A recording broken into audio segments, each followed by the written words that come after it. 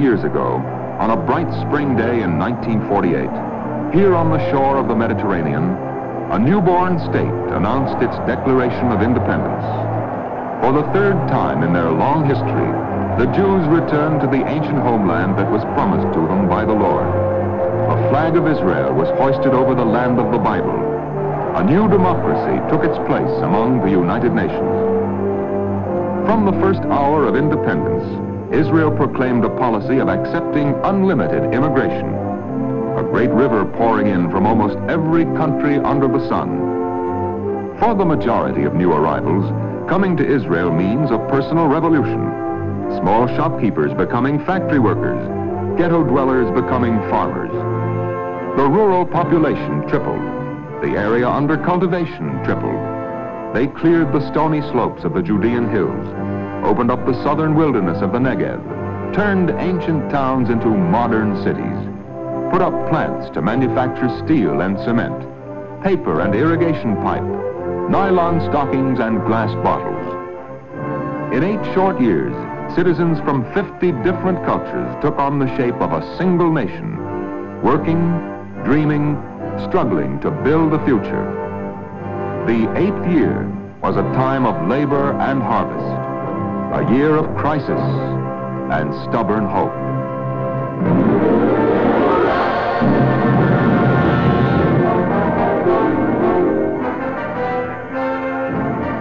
Outside the biblical city of Ashkelon, the year 1955 saw success crown 30 months of work by drilling crews made up of Americans and Israelis.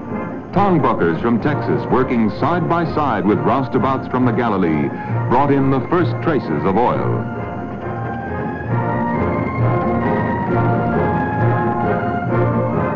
A gusher at Helet's number 1, the well pouring it out at the rate of 350 barrels a day.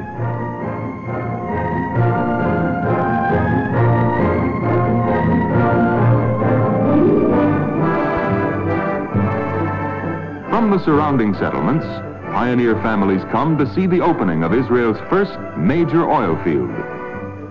Before the year was out, a second strike was announced at Helet's, and all signs pointing to more oil to come.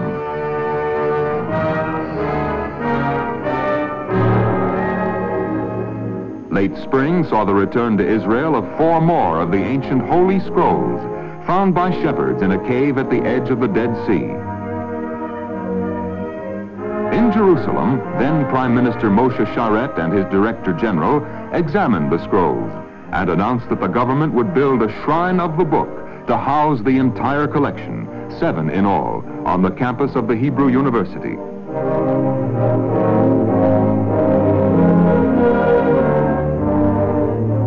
Professor Buberkraut and archaeologist Shmuel Avigad are 2 of the scholars entrusted with the deciphering of the scrolls, which include a 22-foot manuscript of the book of Isaiah.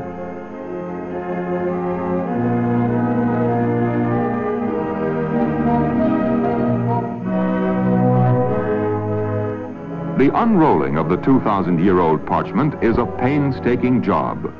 The last of the scrolls is written in ancient Aramaic. The Dead Sea caves supply a missing chapter to the proud history of the Jews in the Holy Land.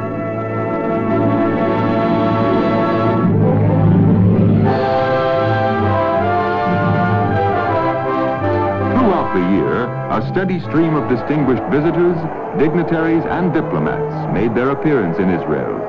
From the West came an old friend, Mrs. Eleanor Roosevelt.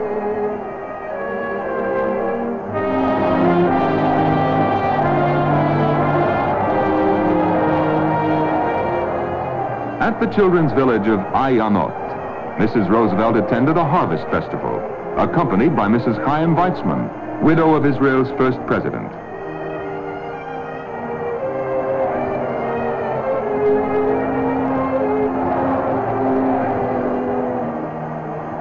From the east came the Prime Minister of Burma, U Nu, to be greeted at Lod Airport by Israeli government officials.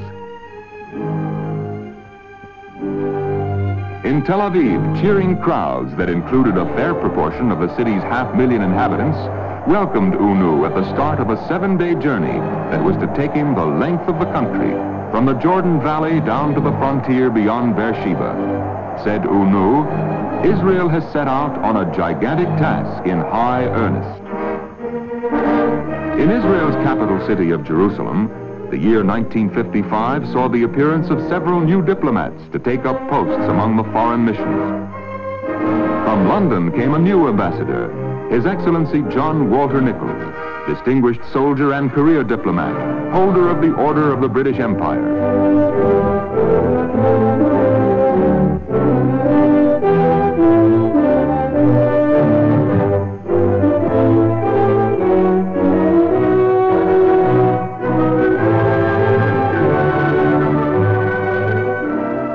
Official protocol of welcome included the formal review of a crack honor guard and the presentation of credentials to President Ytzhak Bן-צבי.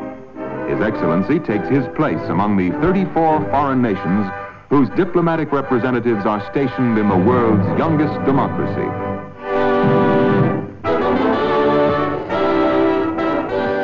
In a part of the world where modern industry is rare, the year 1955-56 saw Israel beginning to emerge as a 20th century industrial nation. The tempo of production continued to rise. The vast chemical deposits of the Dead Sea furnished a new high in raw materials for Israel's growing glass, fertilizer, and light metals industries, and for export to the far corners of the world. Electrical power plants were geared to generate a record rate of 420,000 kilowatts by 1957.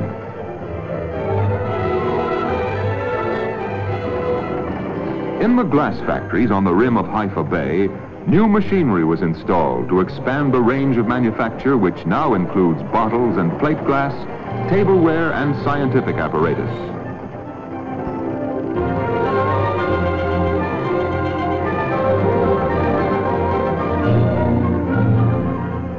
The year found Israel's ports handling close to 2 million tons of cargo. The new passenger ship SS Israel was added to a merchant fleet of 31 vessels, including 5 fruit carriers, to transport Israel's most important export item, the famous Jaffa oranges.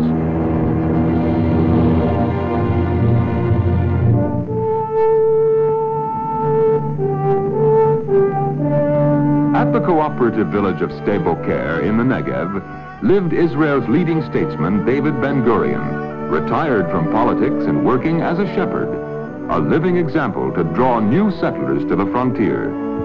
The July elections resulted in the return of David Ben-Gurion to his former role as Prime Minister of Israel. On November 2nd, 1955, the 120 members of Israel's parliament, as well as a packed gallery, awaited the return of Ben-Gurion to Jerusalem. Speaking to members representing over a dozen political parties, including 8 of Israel's Arab citizens, the Prime Minister stressed the country's firm determination to pursue its ways in peace, to continue to turn its energies to the opening of new frontiers. The slander, said Ben-Gurion, that this is a hopelessly sterile country has been disproved for once and all. Through ages of captivity, destruction, war, and stagnation, the country has preserved in its hills and valleys, its deserts and plains, the sources of fertility and fruitfulness, ready to respond to the devoted efforts of its returned builders and sons. A major step in the opening of the frontier was the building of a new pipeline to carry water from the Yarkon River outside of Tel Aviv, stretching 65 miles south to the parched fields of the Negev. The year 1955 saw the last 66-inch section of pipe swung into place. At Rosh Ha'ayin, crowds from all over the nation joined Foreign Minister Sharet and Prime Minister Ben-Gurion at the official opening ceremony. Shepherds from the Emek and pioneers from the border villages coming to see President Ben-Zvi pull the switch and send the waters of the Yarkon racing south to open up 50,000 acres of wilderness.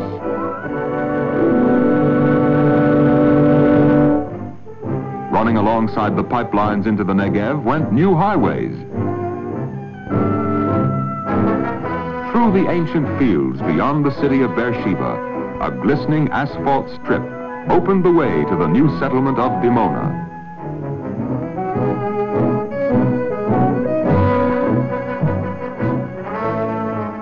from the far ends of the desert, from the phosphate factories on the Dead Sea and the harbor of Eilat on the Gulf of Aqaba, people came to hear United States Point 4 official Lincoln Hale and Israel's Minister of Labor Golda Meyerson opened the first houses to immigrants from North Africa.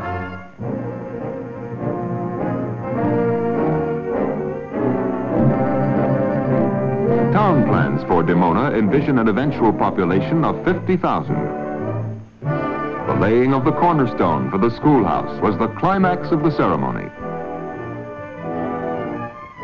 The building of Dimona was part of a new immigration policy inaugurated in 1955. The plan of doing away with temporary shelters and instead building agricultural villages in advance, putting up permanent housing and bringing the new arrivals directly from the ship out to solid homes on the land.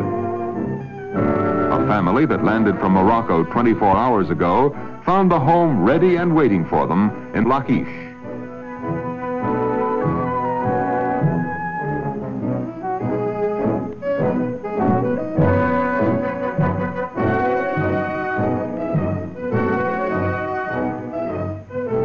The 8th year of Israel's independence saw the arrival of some 40,000 immigrants, most of them from North Africa.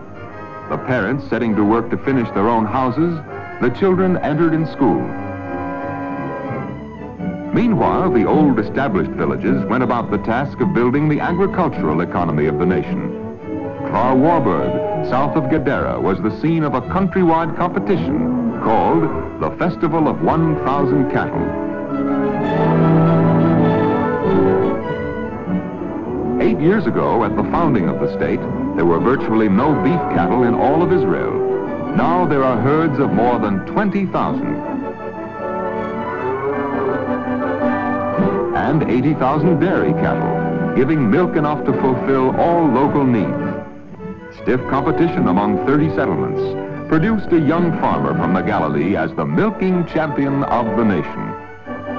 This was the scene in Israel in September 1955.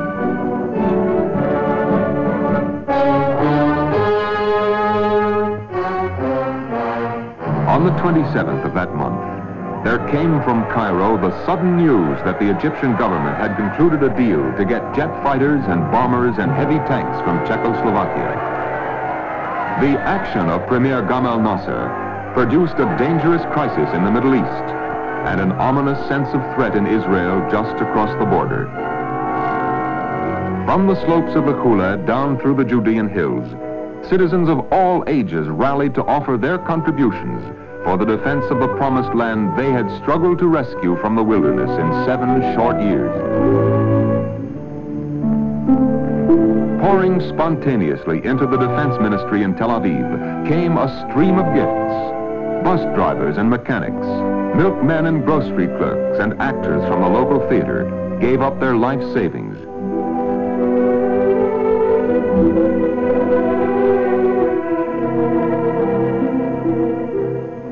Joseph Merosh, retired municipal worker, came with his grandson to turn over the child's birthday present. Reporters on the country's newspapers took up collections. School children added their contributions.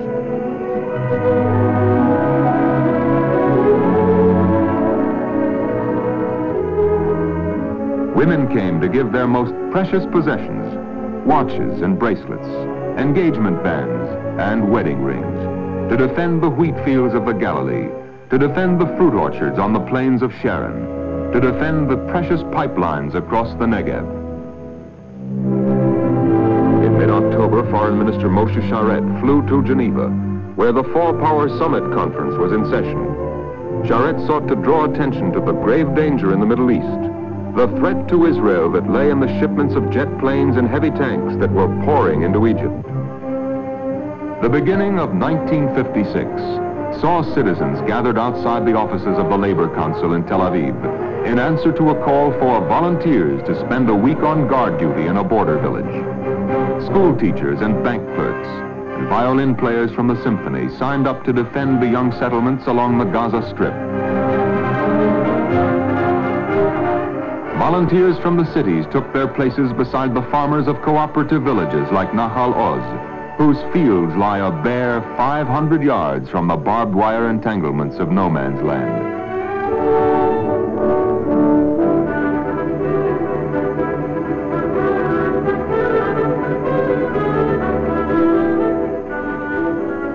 Descendants of Nehemiah went on working as their biblical ancestor 2,000 years ago had worked to build Jerusalem, with a sword in one hand and a plowshare in the other.